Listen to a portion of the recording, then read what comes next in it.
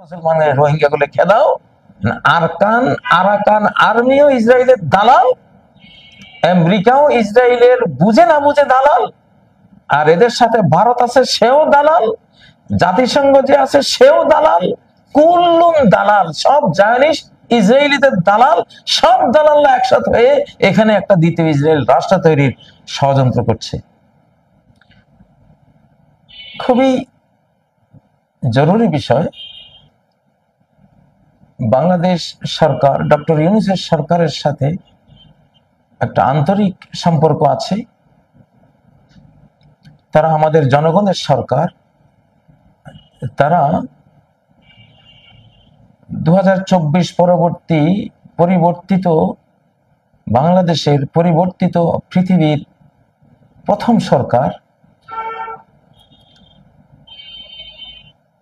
আমরা আশা করি আল্লাহ তাআলা তাদের সহায়তা করবেন, কিন্তু তাদেরকে খুব বুঝে শুনে এবং আল্লাহর কাছে কল্যাণ চেয়ে এবং আমাদের কাছে পরামর্শ চেয়ে, জনগণের কাছে পরামর্শ চেয়ে ঐক্যবদ্ধভাবে তারা ইনশাআল্লাহ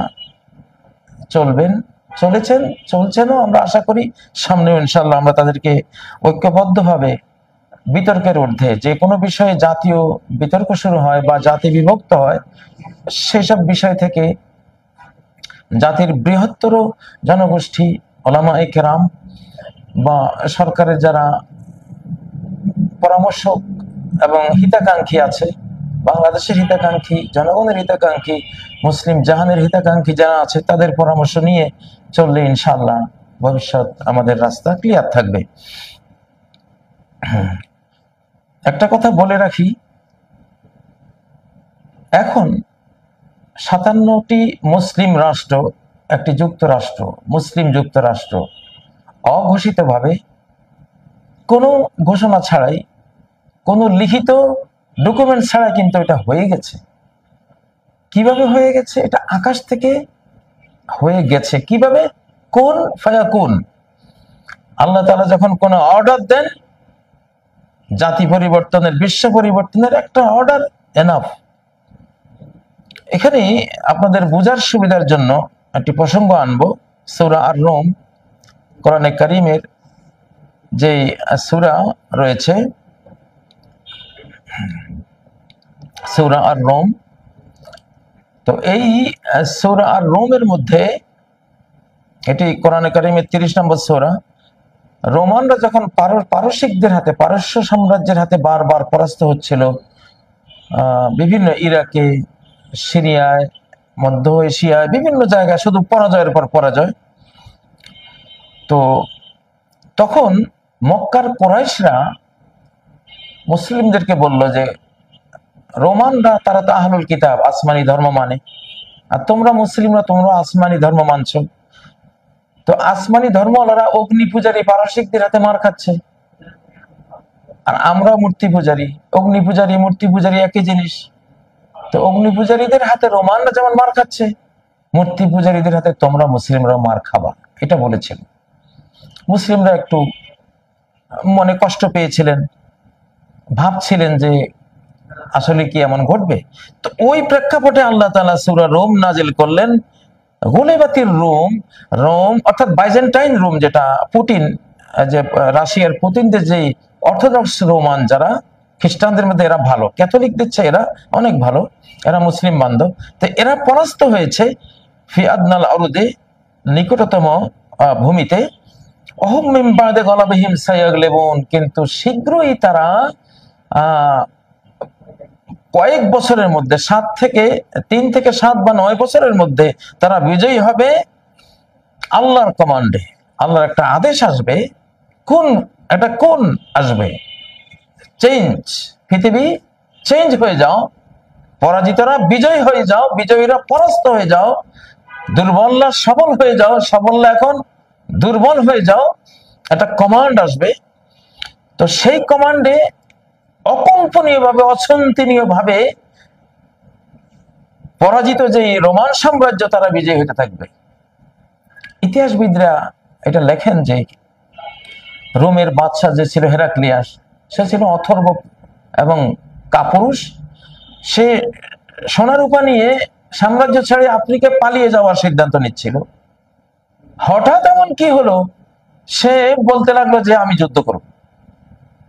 তার কোনো দক্ষ সৈন্যবাহিনী নেই, দক্ষ অভিজ্ঞ কোনো সেনার দক্ষ নাই, তার সেরকম কোনো অস্ত্র বল নাই, তার সেরকম কোনো অর্থ বল নাই, দুর্বল। বারবার সিরিজ পরাজয়ের সম্মুখীন একটা সাম্রাজ্য, বুঝতে পারছে। সে বললো না আমি যুদ্ধ করব। যুদ্ধ করলো, শুধু বিজয় আর বিজয় আর বিজয়, আর শক্তিশালী পারসিকদের শুধু পরাজয় আর পরাজয় আর পরাজয়।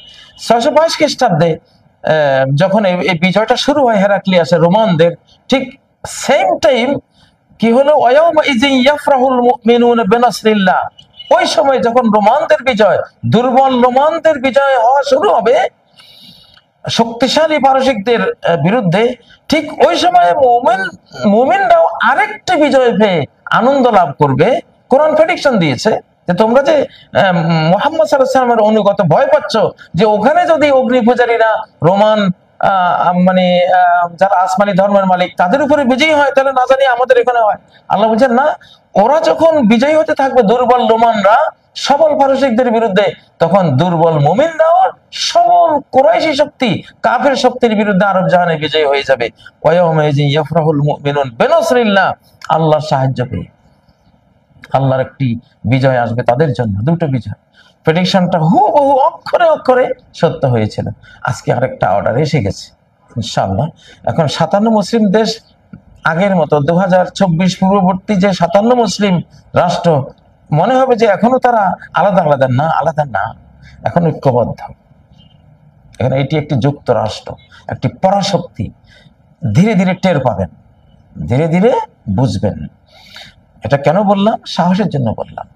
আচ্ছা, এই যে বার্মা অ্যাক্ট, আমরা তো আরবি, ফার্সি, উর্দুর বিশেষজ্ঞ।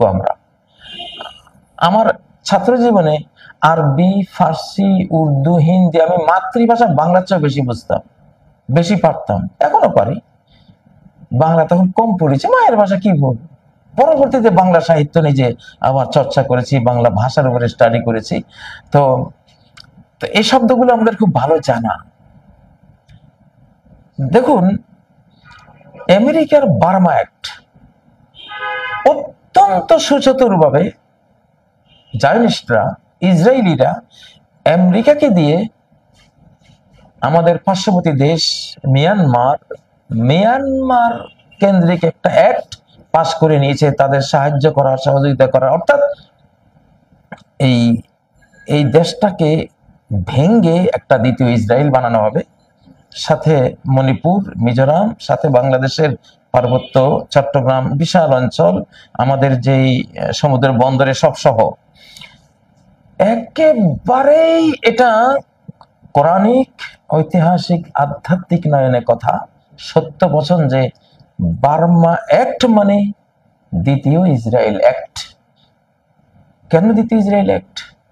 কারণ বার্মা, আব্রাহাম, ইব্রাহিম আলাইহিস সালাম, ব্রাহ্মণ, বারহামান, এই যে ভারতের যারা ধর্মগুরু, এরা সব ইহুদি, ব্রাহ্মণরা সব ইহুদি।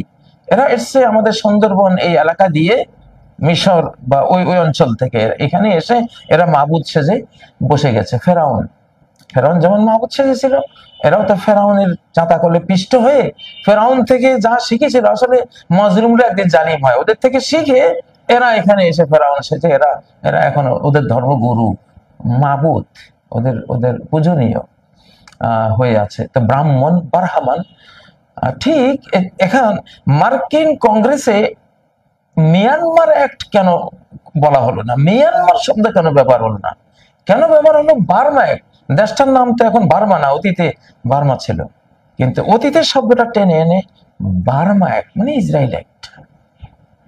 একেবারে একটা সরল লেখা একটা কথা বললাম আপনাদেরকে, এটা দ্বিতীয় ইসরায়েল অ্যাক্ট।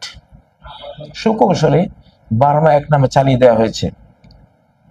এখানে তারা জানে 8ম দশকের অভিশাপে ইসরায়েলের বর্তমান রাষ্ট্র শেষ হয়ে যাবে। তো তারা যাবে কোথায়? এই অভিশপ্ত বেঈমানগুলোকে এখানে এনে তারা দ্বিতীয় ইসরায়েল রাষ্ট্র তৈরির চক্রান্ত করছে। এটা অনেক অতীতের চক্রান্ত ওদের, প্ল্যান প্রোগ্রাম করে ওরা কাজ করে। তো আপনারা জানেন এই যে গাজায় যেসব ক্ষেপণাস্ত্র, বোম ইত্যাদি এগুলো ব্যবহার হচ্ছে, অধিকাংশ ইন্ডিয়ার, হিন্দুস্তানের। আপনি বর্তমানে ইসরায়েল, ভারত, আমেরিকা, বাস ইয়ে ইয়ে ইয়ে তিন মিলকার এক হয়। এটা এটা এটা হলো এটা তিনের ভিতরে এক, এটা তিনজন এক। এখন ভারত করে কি, যে বাংলাদেশে তো অ্যান্টি ভারত সেন্টিমেন্ট এখন সর্বোচ্চ তুঙ্গে। এখন ভারত আমেরিকাকে বলে, বন্ধু কি করবা এখন, তারা আমি বাংলাদেশে গেলে মার খাবো, তুমি যাও, তোমার প্রতি একটু সফট কর্নার আছে। ওরা একই জিনিস, ওরা ওরা খেলতেছে। বার্মা কিনা কয় ইসরায়েল, ভারত, আমেরিকা। আমেরিকা মানে ভারত, ভারত মানে ইসরায়েল, ইসরায়েল মানে ভারত, ভারত মানে আমেরিকা। আমেরিকা আসছে মানে ভারত আর ইসরায়েল আসছে, ভারত আসছে মানে ইসরায়েল আমেরিকা আসছে। একই খেলা ভাই। তো এখানে এটা বার্মা অ্যাক্ট, এই যে কুকি চিন, বনি মেনাস এগুলি এখন আমাদের অনেক বন্ধুরা এগুলো আলোচনা করেন, আমি শুনি, আপনারা শুনেন, জানেন। তো আপনাদের সাথে আমি কোরআন ও সুন্নাহর যে গভীর তলদেশ থেকে যে কিছু নিয়ে আসা তথ্য, সেটা দিচ্ছি, আপনাদেরকে যুক্ত করে দিচ্ছি। এবং এই মনে করবেন, মনে রাখবেন, একবারে নিশ্চিত, একবারে সুস্পষ্ট সত্য যে বার্মা অ্যাক্ট মানে ইসরায়েল অ্যাক্ট। ইসরায়েল মানে ইয়াকুব আলাইহিস সালাম। ইয়াকুব আলাইহিস সালামকে তিনি বার্মার নাতি, বার্মাকে বারহামা, আব্রাহাম, ইব্রাহিম আলাইহিস সালাম, ইব্রাহিম আলাইহিস সালামের নাতি, তাই না? ইব্রাহিম আলাইহিস সালামের ছেলে হলো ইসহাক, ইসহাকের ছেলে হলো ইয়াকুব, যাকে এরা জ্যাকব বলে, ইসহাককে আইজাক বলে। আর ইসরায়েল আপনারা জানেনই। তো বারহামা অ্যাক্ট, ইব্রাহিম অ্যাক্ট, ইব্রাহিম আলাইহিস সালামের নামে এই সম্প্রদায়টা পরিচিত। আর আরব বিশ্বের আছে বারহামা আরব বিশ্বে এই নামে গোত্রই আছে অলরেডি। এক এক জায়গায় এক এক নাম তারা ইউজ করে, কোথাও ইসরায়েল, কোথাও বার্মা, কোথাও অন্য কিছু। এখানে বনি মেনাস যে ইসরায়েলের গোত্র, কুকিচিন, যেটা আজকে কুকিচিন। আচ্ছা, প্রকৃত সত্য হলো রোহিঙ্গা মুসলিমদেরকে কারা বের করেছে? A B C D E F, আমি এফ কে খুঁজে বের করতে চাই, তাই না? এ কে আমি চিনি, এরা কারা? বি কেও চিনি, এরা কারা? সি কেও চিনি, কারা? এটা চেনা যায়, এ বি সি ডি ই। এগুলি যারা মারামারি করছে এখানে, মিয়ানমার রোহিঙ্গাদেরকে মারছে, আরাকান আর্মি মারছে, আরো কারা মারছে, সাথে কারা আছে পিছন থেকে, হয়তো বিভিন্ন রাষ্ট্র আছে, তাই না? এ বি সি ডি ই পর্যন্ত জানেন, কিন্তু এফটা হলো জায়নিস্ট। খুব অন্তরালে পেছনে এই পরিকল্পনা তাদের। বার্মা এক জার্নালিস্টদের, বার্মা এক ইসরায়েলের, বার্মা এক নেতানিয়াহুর, বার্মা এক ডিপ স্টেটের, বার্মা এক ওই গোপন রাষ্ট্রের, বার্মা এক ওই 13 ফ্যামিলির, যারা ক্রেতা সেজে ফিলিস্তিনে ঢুকেছিল, সামান্য একটু জমির ক্রেতা সেজে। আজকে তারা গাজায় যে হাজার হাজার শিশু, নারী, মুসলিম হত্যা করছে, এটাকে তারা বলছে কি মানবিক কার্যক্রমে লিপ্ত আছে, এটা মানবিক। তো গাজার শিশু হত্যা ইসরায়েলের দৃষ্টিতে, জায়নিস্ট খুনিদের দৃষ্টিতে, ইন্ডিয়ার দৃষ্টিতে এটা মানবিক। নিরপরাধ শিশু হত্যা এটা মানবিক ওদের দৃষ্টিতে। ওরা আজকে তো শুনলাম ওরা বলছে যে ইসরায়েল বলছে যে আমরা গাজা একটা মানবিক অপারেশনে আছি। তার মানে ইহুদিরাই মানুষ আর অন্য জাতিরা ওই পশু। এসব পশুকে মেরে ধরে আমরা ইহুদিরা যে মানুষদের পক্ষে কিছু একটা করছি, এটা ওনারা ভাবছেন। পরাশক্তির ভাষাটাও তো আপনারা শুনলেন যে কয়েক কোটি মেরে দিলে কি হয়। এগুলি সবগুলোর পিছনে হলো জায়নিস্ট ইসরায়েলের কর্মকাণ্ড। তো এই অভিশপ্ত জাতটা কেউ এদেরকে কবুল করে না। আমেরিকাও এদেরকে কবুল করবে না, একটা রাষ্ট্র আমেরিকার মধ্যে করো, ইউরোপও দেবে না, জানে এরা অভিশপ্ত, যেখানে যাবে সব ধ্বংস করে দেবে, কোটি কোটি মানুষ খুন করে ফেলবে, বলবে এটা মানবিক অপারেশন। এখন এত বড় জঘন্য খুনিরা এখানে বারবার এক, মানে দ্বিতীয় ইসরায়েল রাষ্ট্র তৈরির অ্যাক্ট। এখন রোহিঙ্গা মুসলিমদেরকে বের করলো কারা? ইসরায়েল, জায়নিস্ট, ডিপ স্টেট, তেরো ফ্যামিলি। এরা আরাকানকে দিয়া, জান্তাকে দিয়া, পার্শ্ববর্তী আরো কাউকে দিয়া যে মুসলিমকে দাও, কারণ এরা হলো অকুতোভয়, দিগ্বিজয়ী।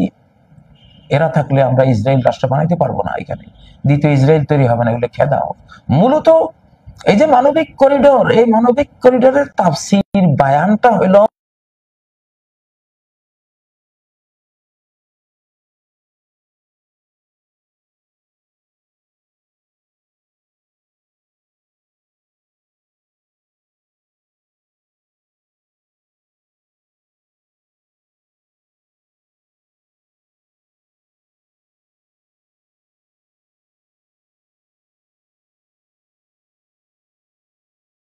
থেকে, অন্তরাল থেকে অস্ত্র দিচ্ছে, কোটি কোটি ডলার দিচ্ছে, লজিস্টিক সাপোর্ট গুলো দিচ্ছে, পরিবেশ তৈরি করে দিচ্ছে। বাংলাদেশে এই জন্য গোটা জায়নিস্টদের কবলিত সকল বিশ্ব নেতা হুমড়ি খেয়ে পড়ছে বাংলাদেশে। কি জন্য? কারণ গোটা বিশ্বটা ইসরায়েলের হাতে, জায়নিস্টদের হাতে। অতএব তাদের স্বার্থ যেখানে হবে সেখানে তাদের জাতিসংঘ, তাদের বিশ্ব ব্যাংক, তাদের বড় হুজুরা সবই তো তাদের। তো বড় হুজুররা আসবেন না বাংলাদেশে? যে বাংলাদেশে আমাদের আমাদের ওনারা তো পীর সাহেবদের জন্য একটা দ্বিতীয় রাষ্ট্র তৈরি হবে এখানে, অতএব ওনাদের মুরিদরা তো আসবেই।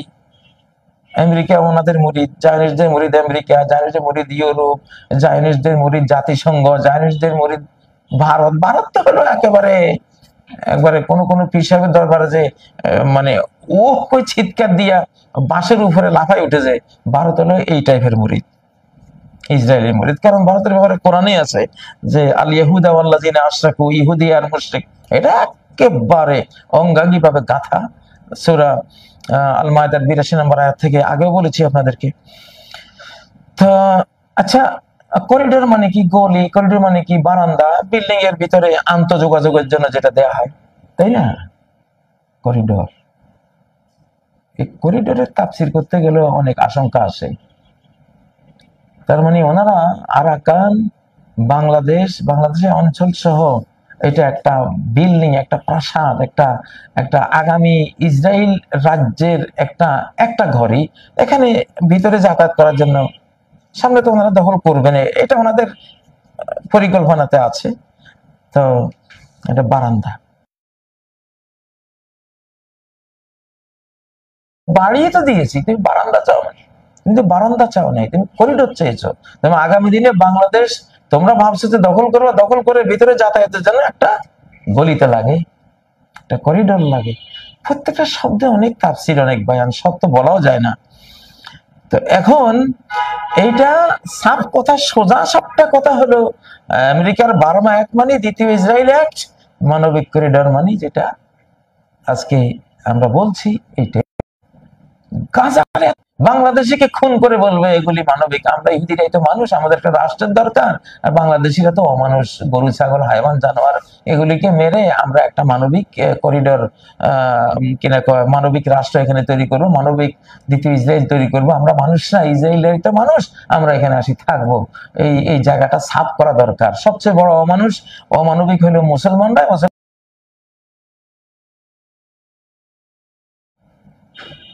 দাস্তান আব সাফ লফজো মে শোনানা চাহিয়ে, কাহিনীটা খুল্লম খোলা শব্দে বলতে হবে। তো এজন্য বাংলাদেশের তো উচিত, এখন বাংলাদেশ আমরা একটা সাম্রাজ্য, এখন সাম্রাজ্যের জন্ম হয়ে গেছে, আমি ঘোষণা দিয়ে রাখছি, মুসলিম যুক্তরাষ্ট্রের জন্ম হয়ে গেছে, কিচ্ছু করার নাই। একটা দেশ আক্রমণ হবে, সারা মুসলিম জাহান হুমড়ি খেয়ে পড়বে ইনশাআল্লাহ। বাংলাদেশ আক্রান্ত হবে, সারা মুসলিম জাহানের সকল ক্ষেপণাস্ত্র এই দিকে ইনশাআল্লাহ এই অভিমুখী ছুটে আসবে ইনশাআল্লাহ। হয়ে গেছে। আপনারা মনে করেন না যে বাংলাদেশ আলাদা, পাকিস্তান আলাদা। দেখেন না, এখানে তুরস্কের ঘাঁটি করব আমরা, এখানে 57 মুসলিম জাহানের ঘাঁটি করব আমরা। আপনারা কি ভাবছেন আমরা বাংলাদেশ দুর্বল? আগের দিন বাগে খেয়েছে, ওই দিন এখন আর নাই। আমাদেরকে নারী নীতি শিখাতে হবে না, নারী নীতি আমরা দেব। আমেরিকার নারীরা কিভাবে চলবে আমরা দেব ইনশাআল্লাহ। ইউরোপের নারীরা কিভাবে চলবে আমরা দেব কোরআন থেকে। কোরআন লেটেস্ট আসমানি গ্রন্থ। আমেরিকানরাও আহলুল কিতাব, ইউরোপিয়ানরা আহলুল কিতাব, কিন্তু ওনারা ওনাদের কিতাব মানেন না, আমরা তো মানি। আসমানি 104 গ্রন্থে নারীদের ব্যাপারে কি সংবিধান আসছে আমরা দেব। ওনাদের বিধানে আমাদের নারীদের চলতে হবে না, আমরা দেব বিধানে ইনশাআল্লাহ। সে ক্ষমতা আমরা রাখি। দিন চেঞ্জ হয়ে গেছে, বিশ্ব পরিবর্তন হয়ে গেছে। বিশ্ব এখন ভালোদের হাতে আসবে, মুসলিমদের হাতে আসবে। স্রষ্টার হাতে উনি নিয়েছেন, উনি চুজ করে ওনার চয়েস করে করে করে ওনার প্রিয় বান্দাগুলির, যোগ্য বান্দাগুলির হাতে দেবেন। কারো কিচ্ছু করার নাই।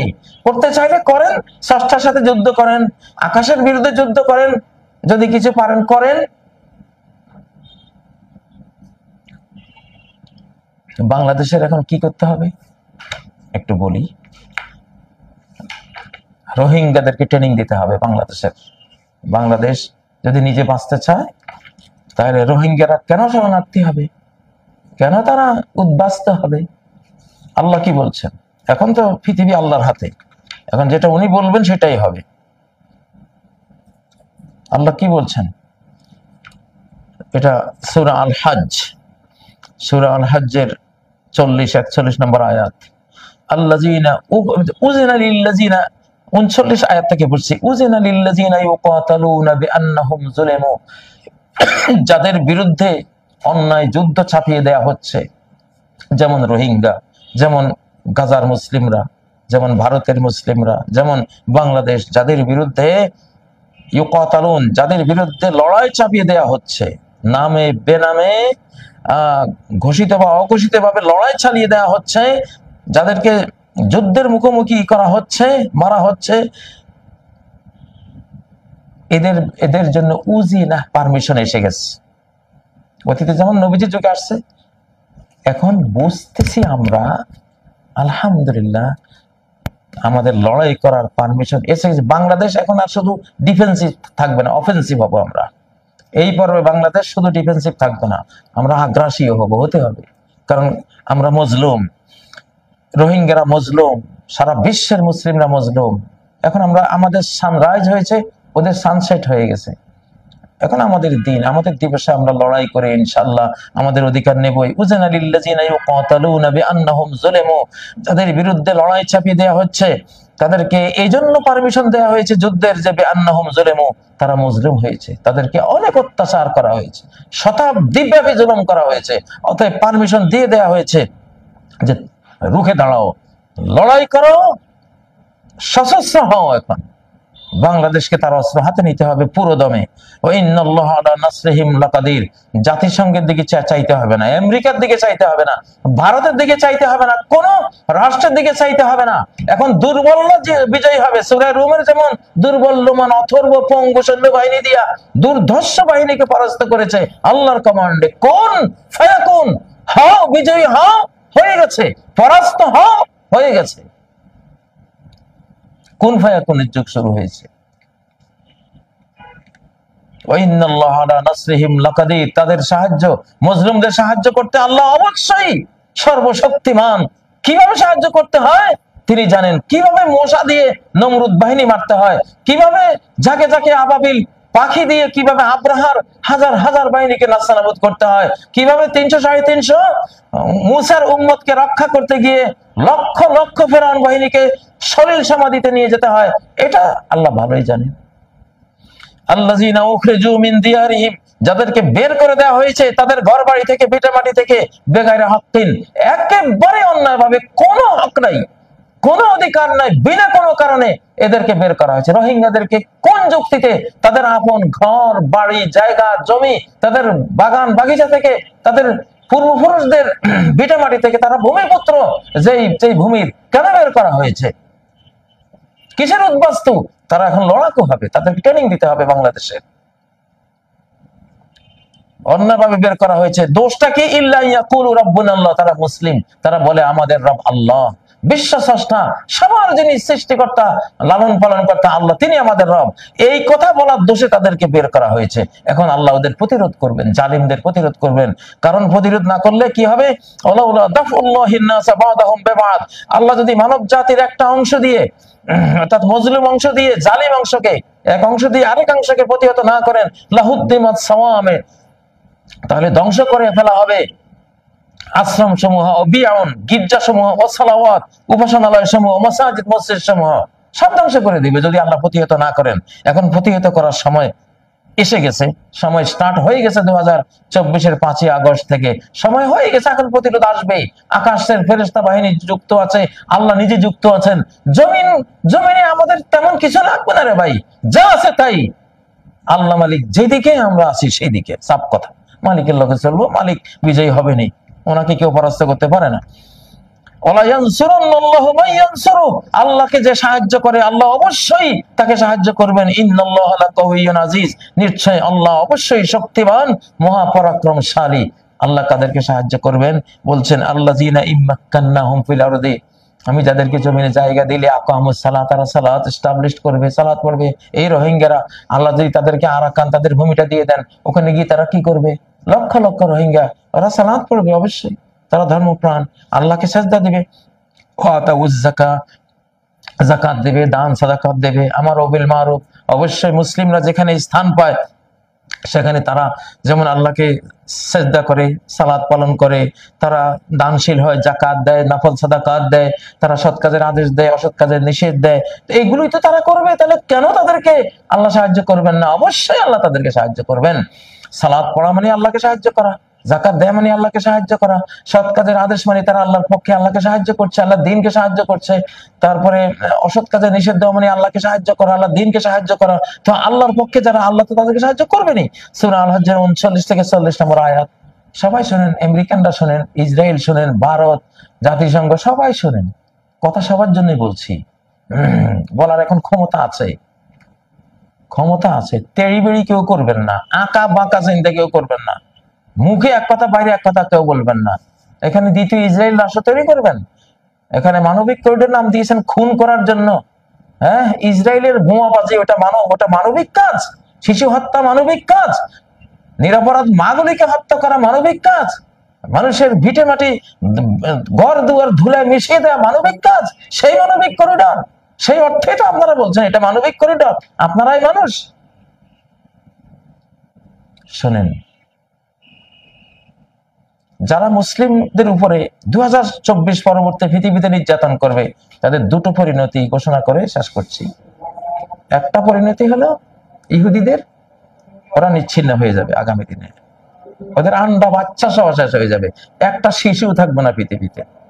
এটা আপনারা সবাই জানেন, এটা ঘোষণা আছে। আর ওদেরকে যারা সহায়তা করবে, অভিশপ্ত এই জাতিকে যারা সহায়তা করবে, ওদের রাষ্ট্র থাকবে না। ওদের রাষ্ট্র হয় মুসলিমদের হস্তগত হবে, আর নাহলে মানচিত্রের নিচে চলে যাবে। আটলান্টাস মহাদেশ যেমন মাটির নিচে চলে গিয়ে আটলান্টিক মহাসাগরে পরিণত হয়েছে, আটলান্টাস মহাদেশ আটলান্টিক মহাসাগরে যিনি পরিণত করেছেন, তিনি এখনো আছেন এবং এমন কিছু করতে পারেন। অতএব 2024 পরবর্তী মুসলিম হন্তারক, মুসলিম উৎপীড়ক, মুসলিম নির্যাতকরা সাবধান। পরিণতি দুটা, হয় জাতিসহ ভ্যানিশ হয়ে যাবা, আর না হয় রাষ্ট্র, তোমাদের রাষ্ট্র মুসলিমদের হাতে আল্লাহ দিয়ে দিবেন। সে মুসলিম যাই হোক, হয়তো তোমাদের জাতির মধ্যে যারা মুসলিম হবে তারা, অথবা পুরনো মুসলিম হলেই তো হলো, তাদের হাতে দিবেন, আর না হয় মানচিত্র থেকে হারিয়ে যাবা। তিনটা পরিণতি, অপেক্ষায় থাকো। আল্লাহ তাআলা, আমরা চাই না তোমরা সৃষ্টিকর্তার আঘাতে মারে পড়ে, বা ওনার যে দুর্বল মুমিন মুসলিম উম্মাহ আছে এখন দুর্বলদের বিজয়। বিশ্ব এখন দেখবে শুধু দুর্বলদের বিজয়, সবলদের পরাজয়। একেবারে 2090 সাল বা তারও পর পর্যন্ত এখন দেখতেই থাকবে দুর্বলদের বিজয়, সবলদের পরাজয় ইনশাআল্লাহ। আল্লাহ তাআলা সবলদেরকে বুঝার তৌফিক দেন, তারাও যাতে আল্লাহর দিন গ্রহণ করে মুসলিম হয়ে তারা আল্লাহর আযাব থেকে বাঁচে, দুর্বল মুসলিমদের আক্রমণ থেকে বাঁচে। দুর্বল মুসলিমরা এখন অফেন্সিভ হবেই, তারা বিজয়ী হবে, বিজয় তাদের এখন হাতের মুঠে ইনশাআল্লাহ। অতএব তোমরা কেউ মার খাও, আমরা এটা চাই না। আল্লাহ তোমাদের হেফাজত করেন। আমরা মানবিক ভাই বন্ধু হিসাবে তোমাদের ভালো চাই। তবে তোমরা মুসলিম নির্যাতনের কল্পনাও কেউ করো না এখন আর। আল্লাহ তোমাদের রক্ষা করুন, আমাদেরকে মুসলিমদেরকে বুঝার তৌফিক দান করুন। সুবহানাকাল্লাহুম্মা বিহামদিক আশহাদু আল্লা ইলাহা ইল্লা আনতা আস্তাগফিরুকা ওয়া আতুবু ইলাইক। আসসালামু আলাইকুম ওয়া রাহমাতুল্লাহি